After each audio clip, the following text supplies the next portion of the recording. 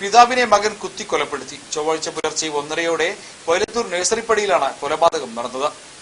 നഴ്സറിപ്പടി സ്വദേശി അടിമപ്പറമ്പിൽ മുഹമ്മദ് എന്ന ബാവയാണ് മകന്റെ കുത്തേറ്റ് മരിച്ചത്. 58 വയസ്സായിരുന്നു. പ്രതി റിയാസ് കൽപ്പകഞ്ചേരി പോലീസ് സ്റ്റേഷനിലെത്തി കീഴടങ്ങുകയായിരുന്നു. 40 വർഷത്തെ പ്രവാസ ജീവിതം മതിയാക്കി 6 മാസം മുമ്പാണ് ബാവ നാട്ടിൽ സ്ഥിരതാമസമാക്കിയത്. വീട്ടിലും നാട്ടിലും സ്ഥിരം പ്രശ്നക്കാരനായ റിയാസ് വാക്ക് തർക്കത്തിനിടെ പിതാവിനെ കുത്തുകയായിരുന്നു. മരണം ഉറപ്പാക്കിയ ശേഷമാണ് പ്രതി കൽപ്പകഞ്ചേരി സ്റ്റേഷനിലെത്തി കീഴടങ്ങിയത്. സംഭവത്തിനു ശേഷം അരമണിക്കൂർ കഴിഞ്ഞാണ് നാട്ടുകാർ വിവരമറിയുന്നത്. ഓടിക്കൂടിയ നാട്ടുകാർ ബാവ പൂമുഖത്ത് രക്തത്തിൽ കുളിച്ചു കിടക്കുന്നതാണ് കണ്ടത്. ഉടൻ തന്നെ ആശുപത്രിയിൽ എത്തിക്കാൻ ശ്രമം നടത്തിയെങ്കിലും മരണം സംഭവിച്ചിരുന്നു. ബാവയുടെ ശരീരത്തിൽ 18 കുത്തുകളുള്ളതായി അന്വേഷണ ഉദ്യോഗസ്ഥർ സ്ഥിരീകരിച്ചു. Tirur DYSP KM Saidali, Valanchery CI Muhammad Basheer എന്നിവരുടെ നേതൃത്വത്തിൽ മൃതദേഹം വീട്ടിൽ വെച്ച് തന്നെ ഇൻക്വസ്റ്റ് നടത്തി പോസ്റ്റ്മോർട്ടത്തിനായി കോഴിക്കോട് മെഡിക്കൽ കോളേജിലേക്ക് കൊണ്ടുപോയി. മറിയാമുവാണ് മരണപ്പെട്ട ബാവയുടെ ഭാര്യ. സിംലത്ത്, ഹാരിസ്, ജസീല, റിയാസ്, റാഷിദ് എന്നിവർ മക്കളാണ്. ഞെട്ടലോടെയാണ് നഴ്സറിപ്പടി ഗ്രാമം ചൊവ്വാഴ്ച ഉറക്കമുണർന്നത്. അറും കൊലയുടെ വാർത്തയറിഞ്ഞ് നിരവധി പേരാണ് അടിമപ്പറമ്പിൽ വീട്ടിലേക്ക് ഒഴുകിയെത്തിയത്.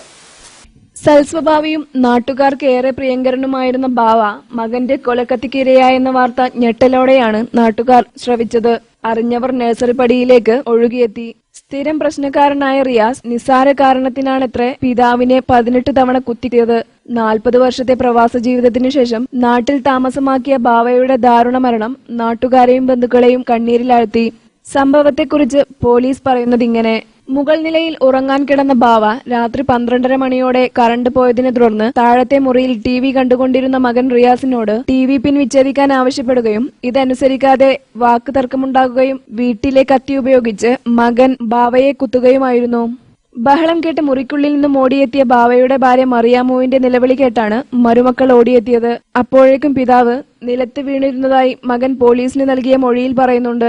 ഉടൻ തന്നെ റിയാസ് വീടിന് പുറത്തിറങ്ങിപ്പോയതായും മകൾ മൊഴി നൽകി. കൊലപാതകം പുറത്തറിയാൻ സമയമെടുത്തത് നാട്ടുകാരിൽ സംശയത്തിനിട നൽകുന്നുണ്ട്. പ്രതി സ്ഥിരം പ്രശ്നക്കാരനാണെന്നും ഇതിനു മുമ്പ് അയൽവാസിയായ യുവാവിനെ റിയാസ് കത്തികൊണ്ട് കുത്തി മാരകമായി പരിക്കേൽപ്പിച്ചിരുന്നുവെന്നും നാട്ടുകാർ പറഞ്ഞു. ഇതിന്റെ കേസ് ഇപ്പോഴും കോടതിയിൽ നിലനിൽക്കുകയാണ്. മാത്രമല്ല, കൊല്ലപ്പെട്ട പിതാവ് ബാവയ്ക്ക് നേരെ പലതവണയായി പ്രതി റിയാസ് ആക്രമണം നടത്തിയിരുന്നതായി നാട്ടുകാർ പറഞ്ഞു. തന്നെ റിയാസ് വധിക്കുമെന്ന് ബാവ പറഞ്ഞിരുന്നതായും നാട്ടുകാർ അറിയിച്ചു. പ്രദേശത്തിന് ഏറെ പ്രിയങ്കരനായ ബാവയുടെ കൊലപാതകം നാടിനെ ഏറെ ദുഃഖത്തിലാഴ്ത്തി.